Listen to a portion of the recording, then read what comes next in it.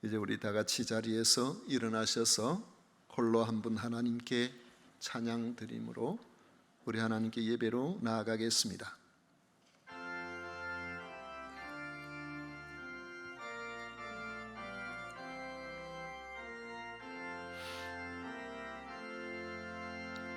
홀로 한 분 하나님께 천한 만민 경배하라. 만국 왕을 다스리고 온 세상 만민 기르신다. 만국 왕을 다스리고 온 세상 만민 기르신다.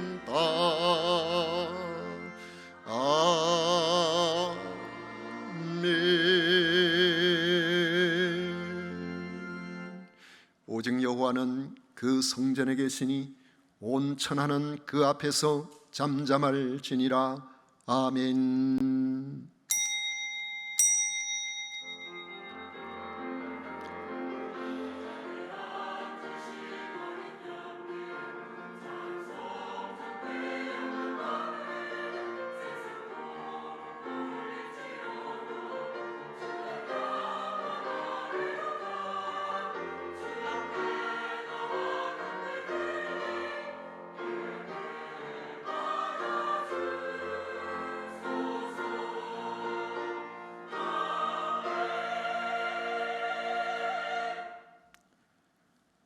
하나님의 전에 깃들인 참새를 부러워하는 순례객과 같이 좋으신 하나님, 나의 하나님께 예배하기를 원하여 성삼위 하나님께 나온 사랑하는 성도들의 마음과 정성과 뜻을 모은 예배를 기쁘게 받아 주시옵소서. 오늘 이 시간 드리는 예배를 통하여 하나님께는 영광이요 저희들에게는 은혜가 충만케 해 주옵소서. 예수님 이름으로 기원하옵나이다. 아멘. 찬송가 21장 다 같이 부르겠습니다.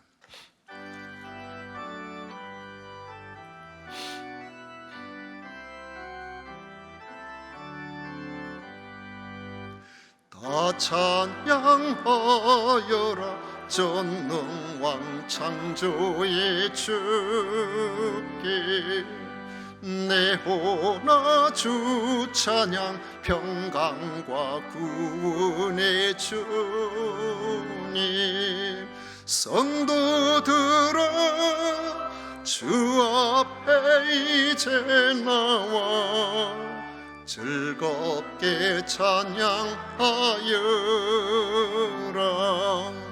다 찬양하여라.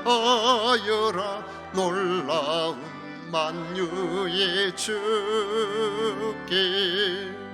포근한 날개 및 늘 품어주시는 주님. 성도들아 주님의 뜻 안에서 내 소원 다 이루리라.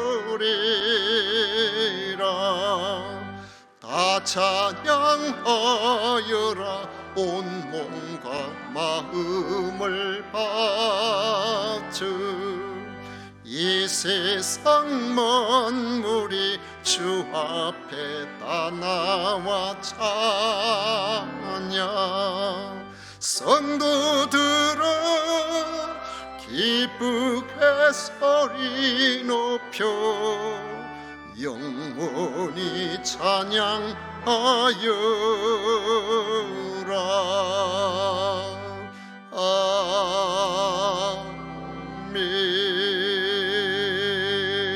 아멘. 성시교독 교독문 제19번 함께 교독하겠습니다. 찬송가 뒤에 있는 교독문 제19번입니다. 허물의 사함을 받고 자신의 죄가 가려진 자는 복이 있도다.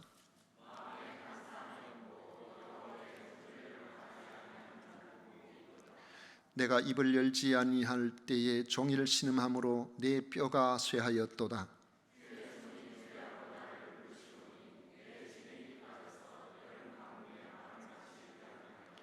주께 내 죄를 아뢰고 내 죄악을 숨기지 아니하였더니 이로 말미암아 모든 경건한 자는 주를 만날 기회를 얻어서 주께 기도할지라.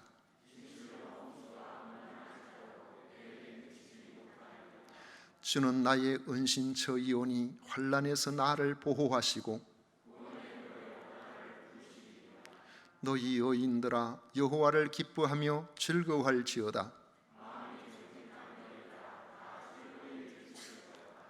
아멘. 다 같이 신앙 고백 드리겠습니다. 전능하사 천지를 만드신 하나님 아버지를 내가 미사오며 그 외아들 우리 주 예수 그리스도를 미사오니 이는 성령으로 잉태하사 동정녀 마리아에게 나시고 본디오 빌라도에게 고난을 받으사 십자가에 못 박혀 죽으시고 장사한 지 사흘 만에 죽은 자 가운데서 다시 살아나시며 하늘에 오르사 전능하신 하나님 우편에 앉아 계시다가 저리로서 산자와 죽은 자를 심판하러 오시리라.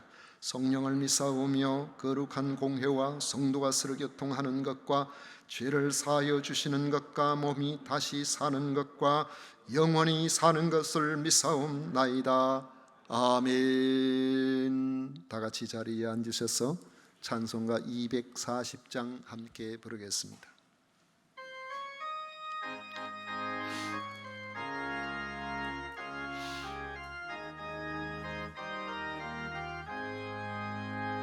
주가 맡긴 모든 역사 힘을 다해 마치고 밝고 밝은 그 아침을 맞을 때 요단 강을 건너 가서 주의 손을 붙잡고 기쁨으로 주의 얼굴 배우리. 나의 주를 나의 주를 내가 그의 곁에 서서 배우며 나의 주를 손에 못자국을 보아 알겠네. 하늘나라 올라가서 주님 앞에 절하고 온유하신 그 얼굴을 배울 때 있을 것을 예비하신 그 신사랑 고마워 나의 주께 기쁜 찬송 드리리. 나의 주를 내가 그의 곁에 서서 배우며 나의 주를 손에 못자국을 보아 알겠네. 이 세상을 일찍 떠난 사랑하는 성도들 나를 맞을 준비하고 있겠네. 저희들과 한 소리로 찬송 부르기 전에 먼저 사랑하는 주를 배우리. 나의 주를 내가 그의 곁에 서서 배우며 나의 주를 손에 못자국을 보아 알겠네. 영화로운 시온성에 들어가서 다닐 때 흰 옷 입고 황금길을 다니며 금고문고 맞추어서 새 노래를 부를 때 세상 고생 모두 잊어버리리. 나의 주를 내가 그의 곁에 서서 배우며 나의 주를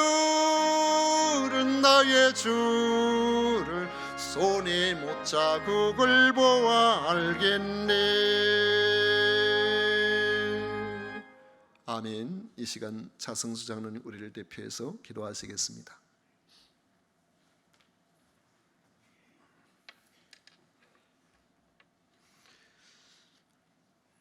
선능하신 하나님 우리 아버지, 거룩한 주일을 맞이하여 하나님의 사람들과 함께 모여서 예배드리게 하시니 감사합니다. 내가 하나님의 자녀된 것과 내가 이 자리에 서 있는 것은 오직 하나님의 은혜입니다. 우리가 선을 행하여야 함을 알고서도 행하지 아니함은 죄라고 하였는데 예수 그리스도의 보혈로 우리의 영과 육을 정결하게 하여 주시옵소서. 우리 선한 목자 되시는 하나님 아버지, 대한민국을 사랑하셔서 지금의 모든 어려움을 능히 극복하고 새롭게 도약하는 대한민국이 되게 하실 줄을 믿습니다. 130여 년 전 어려웠던 이 땅에 복음의 빛을 비추시고 우리나라가 세계 제2의 선교 국가가 되게 하심을 감사드립니다. 주님, 다시 한번 이 나라를 긍휼히 여기시어 멀지 않은 시기에 세계 1위의 선교 대국이 되기를 간절히 소망하오니 은총을 내려 주시옵소서. 우리 세금산 교회가 하나님이 변함없는 사랑에 감사하며 지속적으로 성장하고 부흥되는 교회가 되기를 원합니다. 성김의 본이 되는 교회가 되게 하여 주시옵소서. 하나님께서 사랑하시는 우리 성도님들 하나님 앞에 예배자로 불렀사오니 우리가 기도할 때에 하나님의 역사가 이루어지기를 원합니다. 우리를 힘들게 하는 모든 어려움과 육신의 질병까지도 하나님의 능력을 바라보는 믿음으로 극복하게 하옵소서. 우리 모두 하나님을 영화롭게 하고 하나님의 복음 전하기에 힘쓰는 우리 모두 다 되기를 원합니다. 말씀과 기도로 선한 일을 사모하며 우리에게 맡겨주신 사명을 끝까지 잘 감당하는 우리 모두가 다 되도록 인도하여 주시옵소서. 말씀을 선포하실 우리 목사님에게 영력과 지력과 체력을 주시고 명철도 주시옵소서. 주님 임재하심을 느끼는 은혜로운 예배가 되기를 원합니다. 우리가 하나님께 드리는 예배와 성가대의 찬양을 통하여 하나님 기뻐하시기를 간절히 바라고 나오며 존귀하신 예수님 이름으로 기도드리옵나이다. 아멘.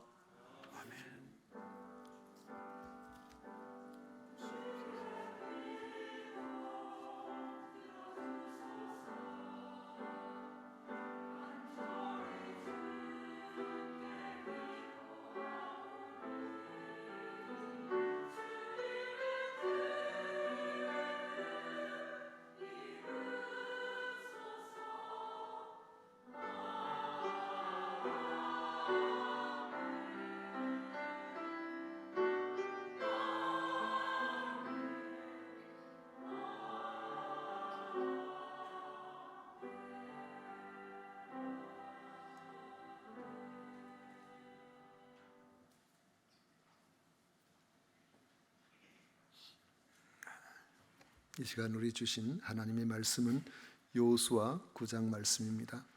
여호수아 9장 1절부터 15절까지 말씀을 교독하겠습니다. 여호수아 9장 1절부터 15절까지 말씀입니다. 이 일 후에 요단 서쪽 산지와 평지와 레바논 앞 대해 연안에 있는 헷 사람과 아모리 사람과 가나안 사람과 브리스 사람과 히위 사람과 여부수 사람의 모든 왕들이 이 일을 듣고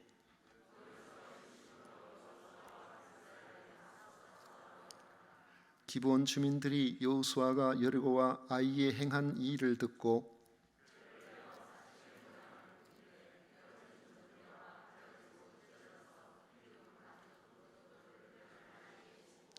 그 발에는 낡아서 기운 신을 신고 낡은 옷을 입고 다 마르고 곰팡이가 난 떡을 준비하고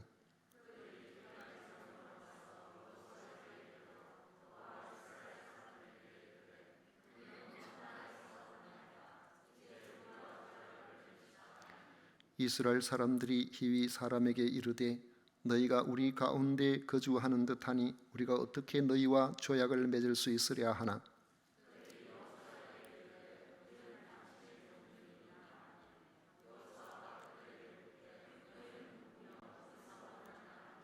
그들이 여호수아에게 대답하되 종들은 당신의 하나님 여호와의 이름으로 말미암아 심히 먼 나라에서 왔사오니 이는 우리가 그의 소문과 그가 애굽에서 행하신 모든 일을 들으며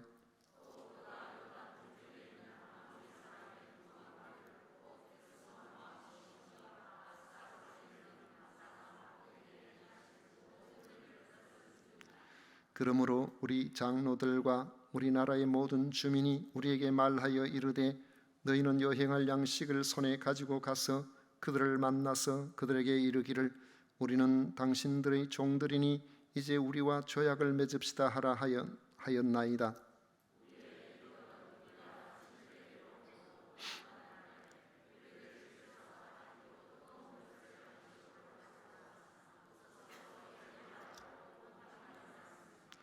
또 우리가 포도주를 담은 이 가죽 부대도 새 것이었으나 찢어지게 되었으며 우리의 이 옷과 신도 여행이 매우 길었으므로 낡아졌나이다 한지라.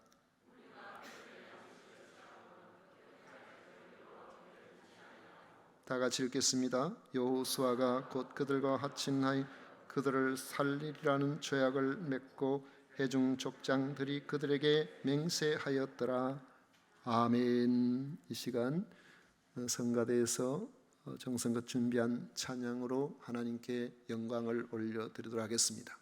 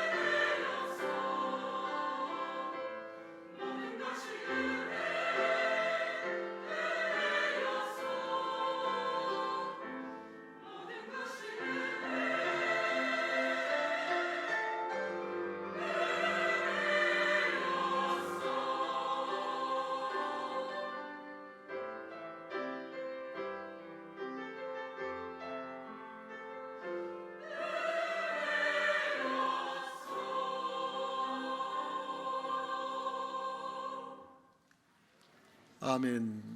은혜로운 찬양입니다. 모든 것이 하나님의 은혜였습니다. 오늘 함께 읽은 말씀을 가지고 사는 길을 택하십시오 하는 제목으로 같이 말씀을 나누고자 합니다. 우리가 살다가 보면은 여러 문제를 만나지만은 사람마다 문제를 대하는 태도가 같지는 않습니다. 어떤 사람은 문제를 회피하는 회피형이 있습니다. 병원에 가서 진찰도 받아야 되는데 혹시 큰 병이라고 진단이 나면 어떻게 하나 해서 차일피일 미루다가 오히려 병을 키우는 그런 사람도 있고요. 또 어떤 사람들은 이제 해결형의 그런 사람이 있는데 나름대로 문제를 해결해 보려고 시도를 하지만은 지나쳐서 무조건 돌파형을 볼 수도 있고 어떤 사람은 타임이 조율형도 있습니다. 무조건 돌파형은 이 문제의 크기와 그 문제를 해결할 자기의 그 역량의 크기에 대한 이해가 없어서 하다가 보면은 다치는 그런 경우가 생기기도 합니다. 여리고 사람들은 일종의 회피형 같습니다. 그런데 아이성 사람들은 이 정면 돌파형 같은데 결과는 파멸이었습니다. 하나님을 대적하고 하나님 앞에서 맞서 싸우는 이런 결과는 그들이 이기는 듯이 보이지만은 결국에는 온 아이성 사람들이 진멸되는 결과로 나타났습니다. 그런데 오늘 말씀을 보면은 자기들이 처한 상황과 한계를 인정하고 타협과 조율로 살아남은 사람들이 나옵니다. 바로 기브온 주민들입니다. 1절을 보면 이 일 후에라고 시작하는데 이는 여리고 성과 아이 성이 함락된 후에라고 보면 되겠습니다. 두려움 가운데 웅크리고 있던 가나안의 일곱 원주민들이 여리고와 아이 성이 함락되었다는 소식을 듣자 이제는 바로 우리들에게 닥친 문제다 하는 것을 인식하게 되고 더 이상 방관하거나 회피해서 될 일이 아니라는 것을 알고 굉장한 위기의식에 사로잡히게 되었습니다. 그래서 취한 행동이 정면 돌파였습니다. 전쟁이죠. 그들은 연합전선을 형성하고 적극적으로 대항해서 싸우려고 한 것입니다. 1절과 2절을 보십시오.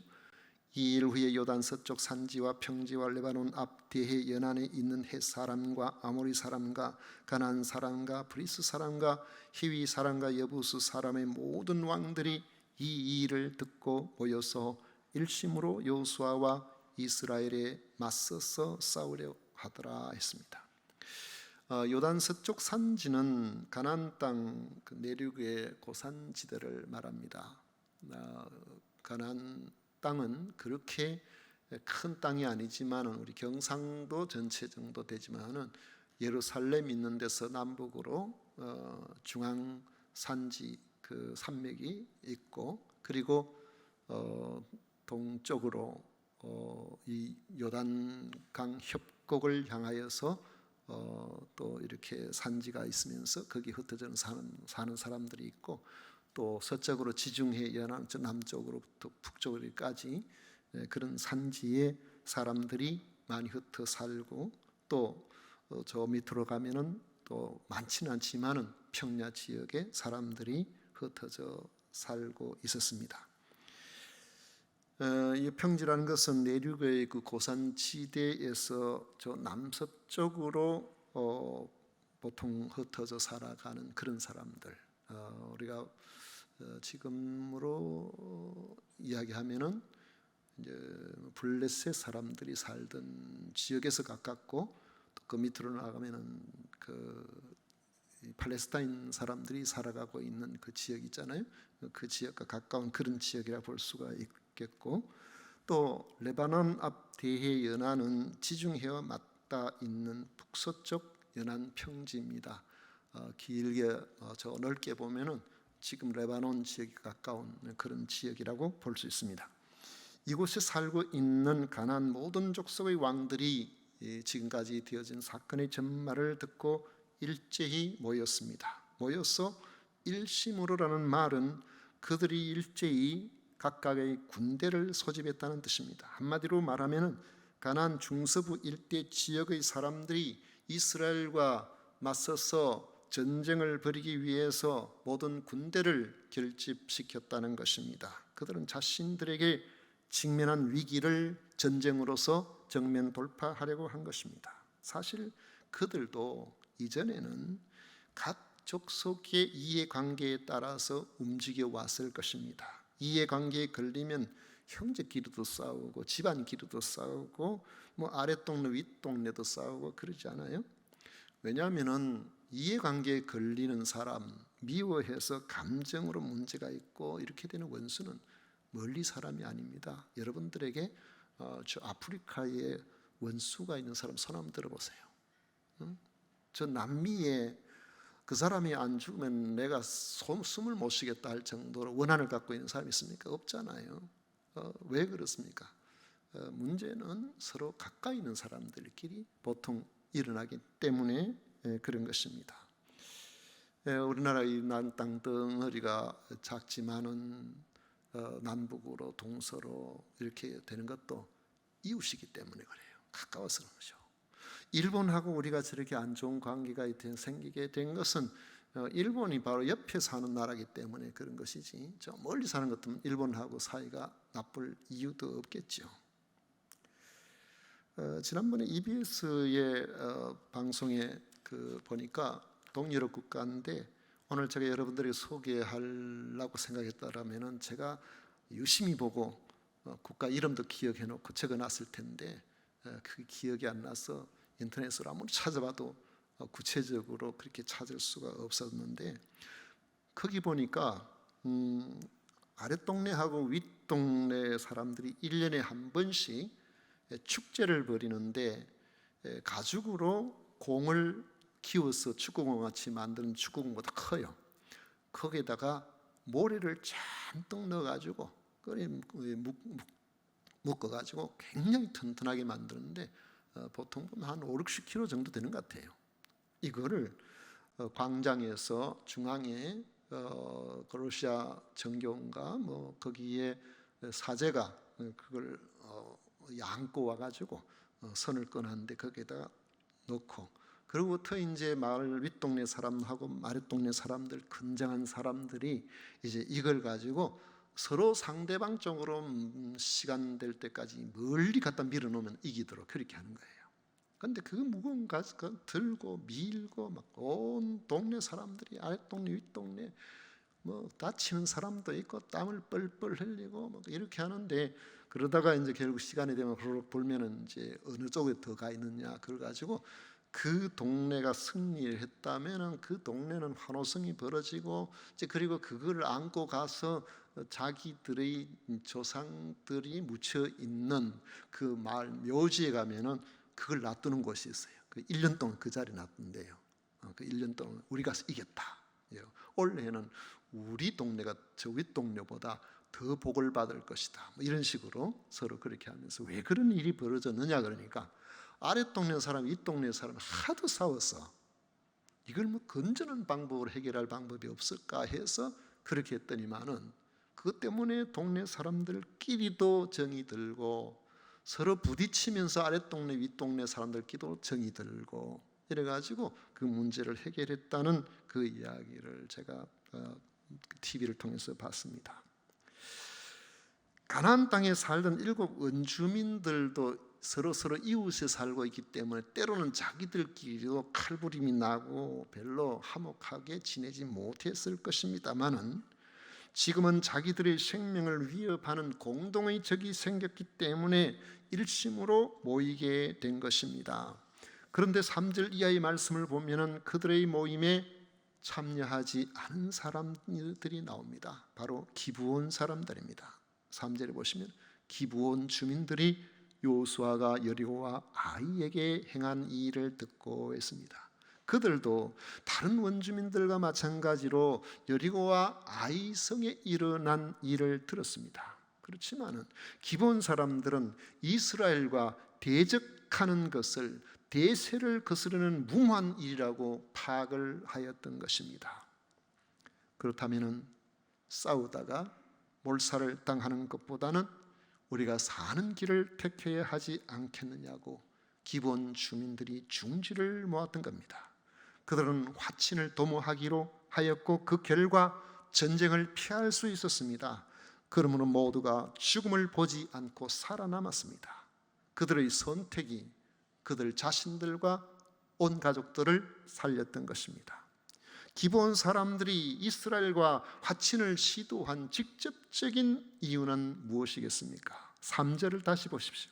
기브온 주민들이 여호수아가 여리고와 아이에 행한 이 일을 듣고라고 했습니다. 기브온 사람들은 이스라엘이 여리고성과 아이성을 함락시키고 그 백성들을 진멸시킨 소식을 들었습니다. 그리고 그 다음은 자기들 차례라고 판단을 했습니다.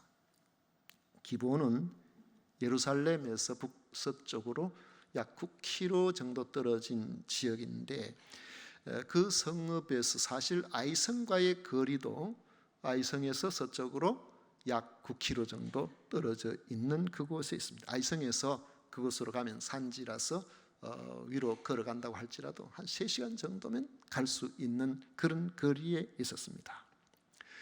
가나안 7 원주민들 가운데서 이 기브온 사람들은 희위족으로서 기브온과 그 주변에 주로 분포해 살고 있었습니다. 아이성의 함락 소식은 저들에게 엄청난 압박으로 다가왔고 맞서 싸우든지 아니면 화친을 시도하든지 해야 하는 선택의 기로에 서게 된 것입니다. 그런데 맞서 싸운다는 것은 승산이 없다고 그들이 판단을 한 겁니다.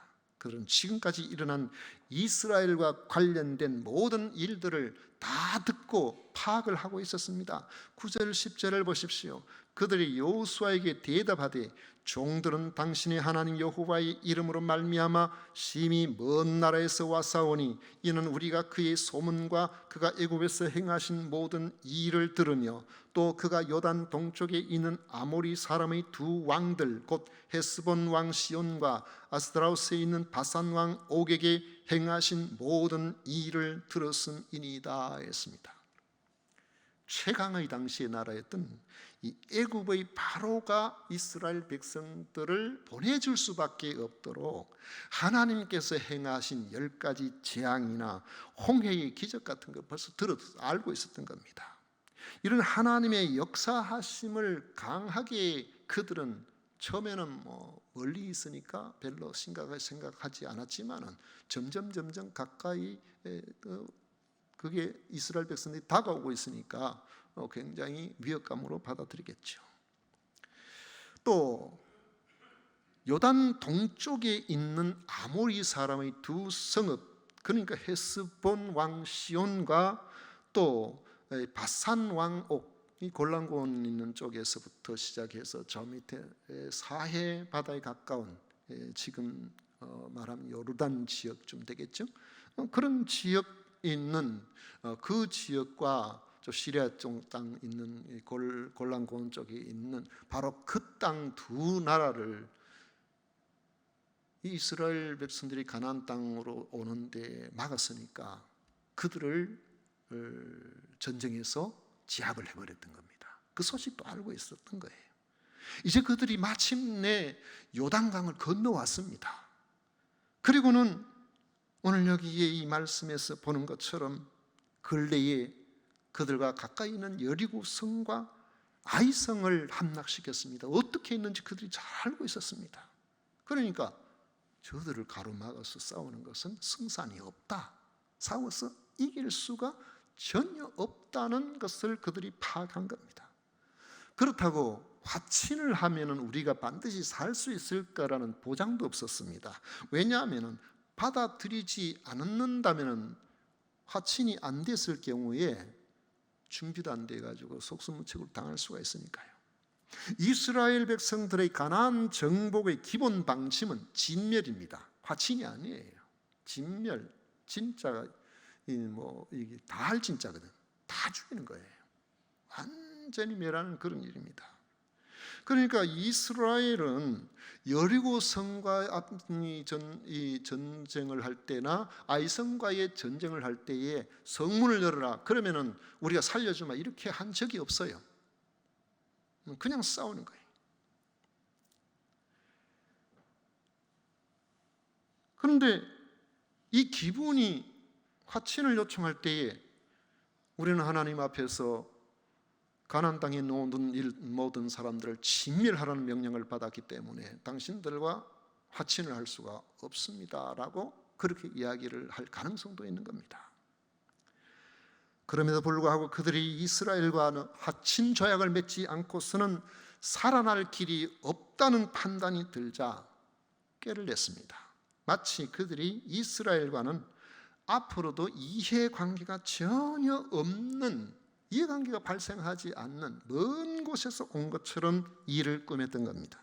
4절 5절 보십시오. 꾀를 내어 사신의 모양을 꾸미되 헤어진 전대와 헤어지고 찢어져서 기운 가죽 포도주 부대를 나귀에 싣고 그 발에는 낡아서 기운 신을 신고 낡은 옷을 입고 다 마르고 곰팡이가 난 떡을 준비하고 있습니다. 기브온 사람들은 화친을 위한 사신을 택하고 아주 멀리에서 온 사람들처럼 아주 초라한 행식으로 꾸며서 이스라엘 백성들의 진영인 길갈로 찾아온 것입니다. 길갈 진영에 이른 그들이 말합니다. 6절에 보면은 그들이 길갈 진영으로 가서 여호수아에게 이르되 그와 이스라엘 사람들에게 이르되 우리는 먼 나라에서 왔나이다. 이제 우리와 조약을 맺읍시다. 그렇게 했습니다. 그러자 이스라엘 사람들이 의심의 눈초리로 그들의 말을 받았습니다. 7절에 보면 이스라엘 사람들이 히위 사람에게 이르되 너희가 우리 가운데 거주하는 듯하니 우리가 어떻게 너희와 조약을 맺을 수 있으랴 했습니다. 이스라엘 사람들이 의심하자 기브온 사람들은 적극적으로 화친 의사를 밝혔습니다. 8절에 보면 그들이 여호수아에게 이르되 우리는 당신의 종들이니이다 하매 여호수아가 그들에게 묻되 너희는 누구며 어디서 왔느냐 하니 우리는 당신의 종들이니이다 하는 이 말은 우리가 조약을 맺자고 하지만은 사실은 대등한 이 대등과의 관계의 화친 조약을 맺자고 하는 것이 아니고 이스라엘을 주인으로 섬기는 이 봉신관계로서 불평등 조약을 지금 이야기하고 있다는 것이죠.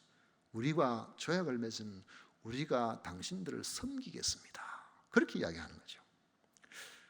이스라엘 백성의 입장에서는 알지도 못하는 사람들이 멀리서 왔다는 사람들이 그저 자기들의 봉신이 되겠다는 이런 조약을 위해서 찾아왔다는 데 있어서 뭔가 모르게 우리가 대단하나 이런 생각이 들 정도로 좀 으쓱한 이런 제안이 아닐 수가 없습니다. 멀리 있다면 앞으로도 민족 간 무슨 문제가 일어날 일도 없고 가만히 있는데도 조공을 바치고 신하국으로 충성하겠다는데 마다할 이유가 없는 겁니다. 다만 이런 봉신관계에 화친 조약을 맺었을 경우에 서로에게 그렇습니다. 신하국은 충성을 다해야 되죠. 그러나 주군의 입장에 그 나라에서는 그들을 보호할 책임이 생기게 됩니다. 여호수아가 다시 그들에게 너희는 누구며 어디서 왔느냐고 물어도 그들은 바로 대답하지 않고 이스라엘 하나님이 여호와의 이름과 하나님이 하신 일들을 들먹이면서 자기들이 가지고 온 마르고 곰팡이 난 떡을 보여주면서 우리가 집에서 가져올 때는 따끈따끈한 걸 가져왔는데 이렇게 되었습니다. 우리가 얼마나 멀리서 왔겠습니까?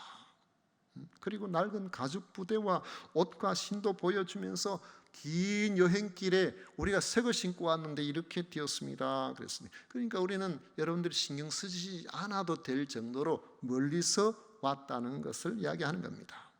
여호수아를 비롯한 이스라엘 지도자들은 그런 낡은 물건들을 보고 더 이상 의심하지 않고 그들을 살려주겠다고 조약을 맺어버렸습니다. 이 당시 이스라엘 지도자들의 화친 조약이 경솔한 것이었음을 14절에서 지적하고 있습니다. 무리가 그들의 양식을 취하고는 어떻게 할지를 여호와께 묻지 아니하고 했습니다. 그들이 경솔하게 죄악을 맺었으면 사흘 만에 바로 밝혀져 버립니다. 16절에 보면 그들과 죄악을 맺은 후 사흘이 지나서야 그들이 이웃에서 자기들 중에 거주하는 자들이라 함을 들으니라 했습니다. 이스라엘 자손들은 지도자들의 경솔한 행위를 원망했지만은 그들은 기브온 사람을 살리리라고 약속을 했기 때문에 죄악을 폐기할 수가 없었습니다. 하나님 앞에서 약속한 죄악이기 때문에 죄악을 폐기한 이들이 받을 진노를 두려워했던 겁니다. 결국 온 가나안 땅의 주민들이 진멸의 대상이 되는 상황에서도 같은 가나안 사람이면서도 기브온 주민들은 죽지 않을 뿐만 아니라 오히려 이스라엘 백성들의 보호를 받게 된 것입니다. 그런데 우리가 이 말씀을 유의해서 묵상해 보면 우리가 관심 가지고 봐야 될 대목이 있습니다. 하나는 기브온 사람들의 화친 요청 이유를 충분히 의심해 보지 않았다는 것입니다. 그들이 말대로 멀리 산다면은 굳이 이스라엘과 화친을 요청할 이유가 없잖아요. 더욱이 스스로 봉신관계가 되겠다는 말은 이상하기 짝이 없는 겁니다. 이해관계가 발생하지 않는데도 먼 곳의 사람들이 스스로 찾아와서 종이 되겠다는 건 말이 안 되는 그런 상황인데 그걸 의심하지 않았다는 거예요. 다른 하나는 그렇게 믿음 좋은 여호수아가 화친 죄악을 체결하면서 하나님의 뜻을 물어보지도 않았다는 점이고, 여호수아의 이런 행동을 하나님께서 왜 그렇게 했어? 왜 나한테 기도도 안 해보고 그랬어? 이렇게 책망하셨다는 점을 성경 어디에도 우리는 발견할 수가 없다는 점입니다. 왜 그럴까요? 저는 이 말씀 속에 하나님의 본심이 있다고 믿습니다. 가나안 원주민들이 진멸의 대상이 된 것은 하나님께서 잔인하시거나 특별히 그들이 싫어하셔서가 아닙니다. 그들이 세상의 다른 민족보다 특별히 죄가 더 많아서도 아닙니다. 하나님께서는 하나님의 백성을 가나안 땅에 정착시키시기를 원하는데 그 땅에 그들이 살고 있기 때문에 그렇습니다. 그들의 우상 숭배 문화가 이스라엘 백성들이 그곳에 들어가서 그들을 버려두면은 그들과 함께 섞여 살면서 하나님을 섬기지 아니하고 우상 문화에 길들여 버리기 때문에 그런 것입니다. 사실 이런 우상 문화는 온 세상 어디에나 다 퍼져 있잖아요. 지금도 마찬가지잖아요. 그런데 하나님께서 우상 섬기면 다 죽이라 이렇게 말씀하지 않았어요. 가나안 땅에 하나님의 백성들이 들어가야 될 바로 그 땅에 그들이 있었기 때문에, 그래서 하나님께서는 그들과 결혼하고 그들과 서로 사이가 좋게 되면 다 나쁜 영향을 받게 되니까 그건 이후의 역사가 증명해 버립니다만은, 이런 상황이 되는 것을 막기 위해서 막았으면 진멸하라는 것이 하나님께서 주신 명령이었습니다. 이스라엘 백성들이 그들의 영향을 받지 않도록 하기 위해서인 거죠. 그런데 눈여겨보면 여리고성의 아모리 사람 라합이나 그 가족들, 그리고 히위 족속인 기브온 주민들처럼 혈통이 가난한 사람이라고 할지라도 하나님께서 살 길을 찾아온 사람들을 하나님께서는 죽이라고 하신 적이 없어요. 거부하신 적이 없다는 점입니다.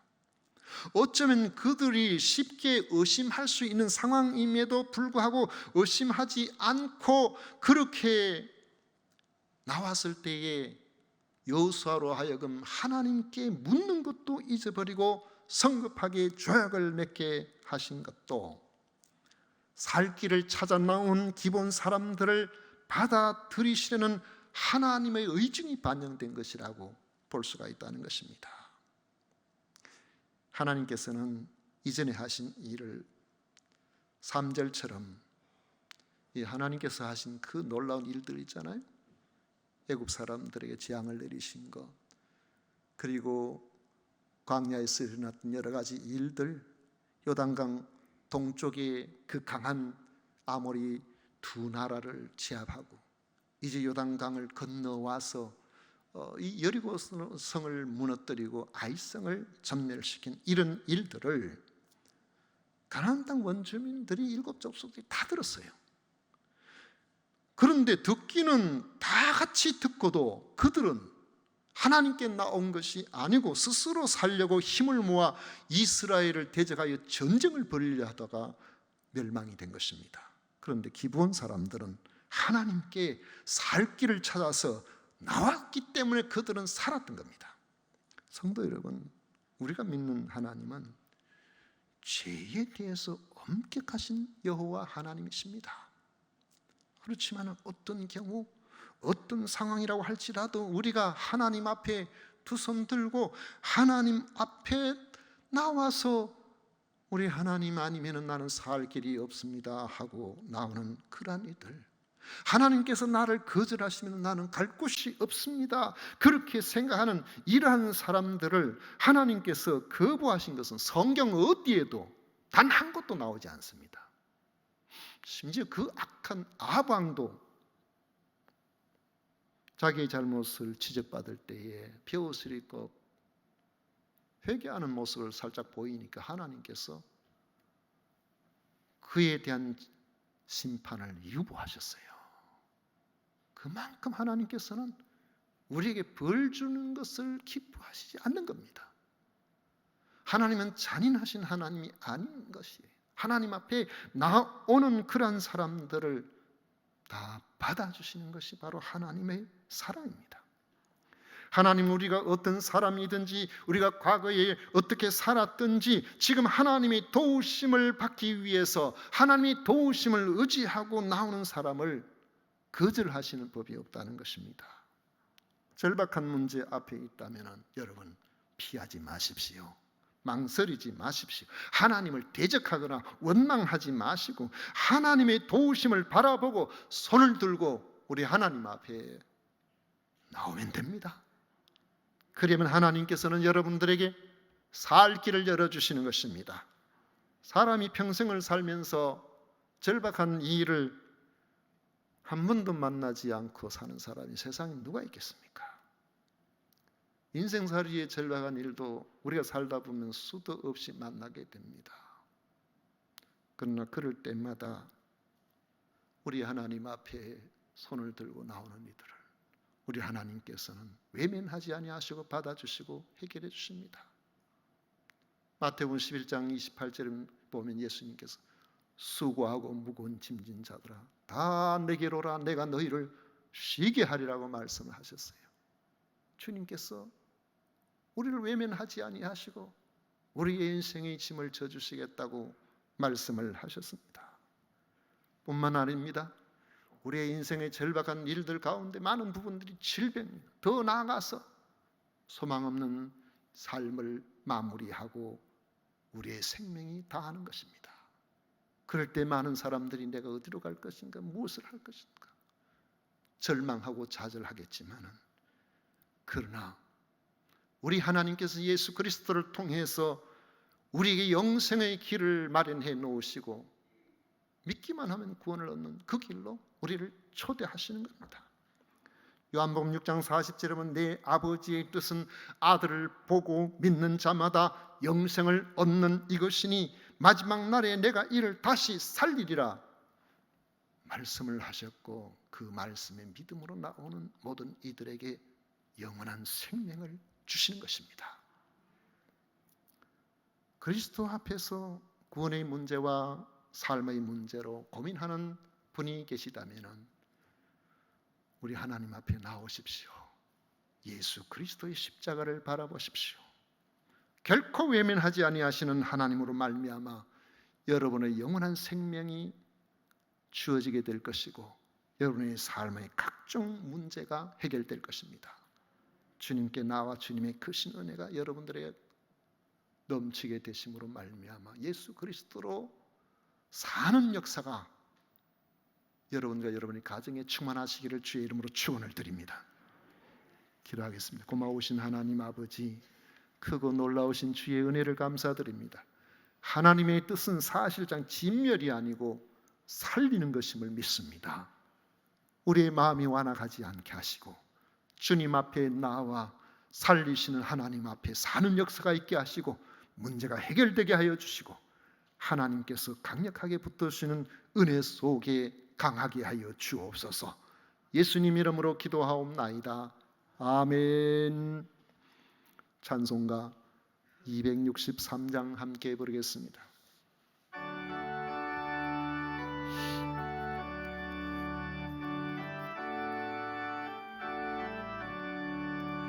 이 세상 험하고 나 비록 약하나 늘 기도 힘쓰며 큰 권능 없겠네.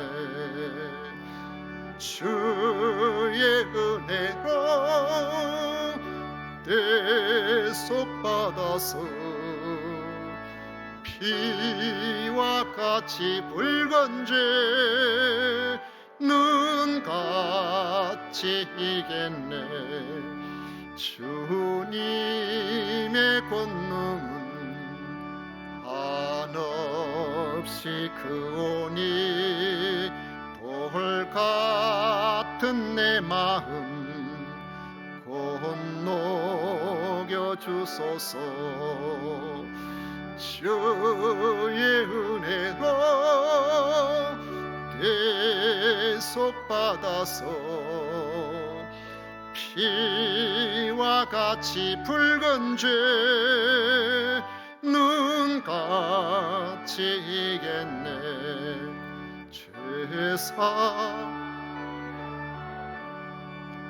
늘 넘어지오니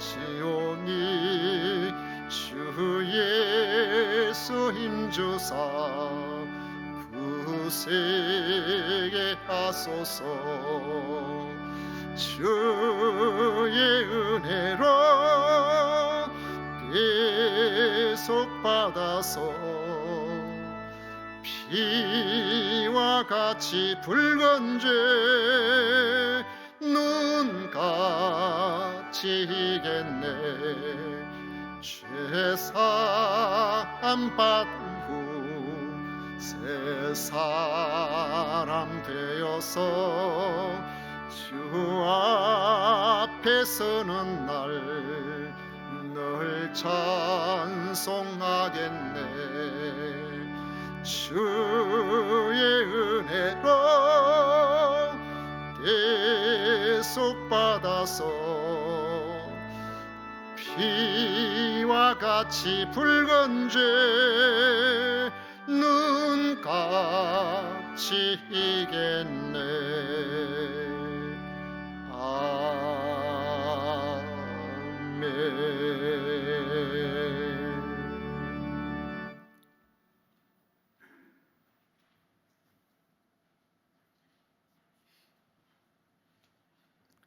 우리 하나님께 드린 예물을 위해서 봉헌 기도하도록 하겠습니다.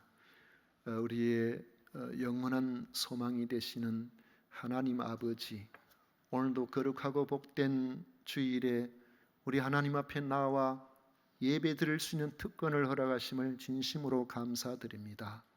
아버지, 하나님 예배하는 우리 모든 성도들을 위로해 주시고 그 형편과 처지를 아시오니 기억하여 주옵소서. 아버지 하나님, 오늘 주님 앞에 저희들로 하여금 귀한 소득을 허락해 주심으로 하나님께서 우리에게 주신 것을 기억하고 아버지 물질의 신앙 고백으로 소득의 10분의 1을 드리는 성도들이 있습니다. 저들 일평생 동안 하나님께서 저들의 모든 기업에 필요한 것들을 충만하게 허락하여 주옵소서. 아버지 하나님, 건축 헌금, 선교 헌금, 주일 헌금을 구별하여 드리는 이들이 있습니다. 아버지 하나님 앞에 드리는 이 별식을 주께서 기억해 주셔서 아버지 하나님 넘치는 것들로, 풍성한 것들로, 더 많은 것들로 아버지 하나님 채워주셔서 기쁨이 되게 해 주옵소서. 감사의 예물을 드립니다. 아버지 하나님, 우리의 삶을 하나님께서 개입하심에 매사에 살펴서 주님 앞에 감사하는 성도들을 기억해 주시고 저들로 하여금 날마다 감사거리가 늘 넘치도록 은혜를 더하여 주옵소서. 주일은 권사님 생일 감사 헌금 드립니다. 지난 1년 동안 지켜주셨사온데 또 1년 동안 주님께 의탁합니다. 건강하게 하여 주시고 주의 은혜가 있게 하여 주옵소서. 아버지 하나님, 오늘도 주님 앞에 나와 예배하는 모든 성도들 가운데 특별히 성도를 섬기는 일로 충성되이 잘 감당하는 이들도 있습니다. 기억해 주셔서 아버지 하나님, 저들의 모든 삶에 주님 주신 은혜가 넘치게 하여 주옵소서. 오늘도 주님 앞에 나오는 우리 모든 믿음의 식구들, 그 머리 위에 그가 하는 모든 일들 위에, 자녀들 위에 아버지 하나님께서 친히 함께 해주시고 복을 내려 주옵소서. 예수님 이름으로 축복하며 기도하옵나이다. 아멘. 지금은 우리 구주 예수 그리스도의 은혜와 하나님 아버지의 놀라우신 사랑과 성령 하나님의 위로 축복 교통하심, 겸비 주님 앞에 나와 엎드린 우리 모든 믿음의 식구들 위에 영원토록 함께 있을지어다. 아멘.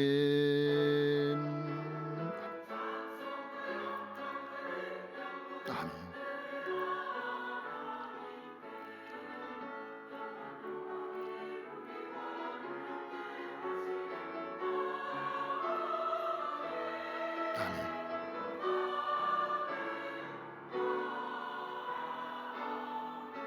아멘.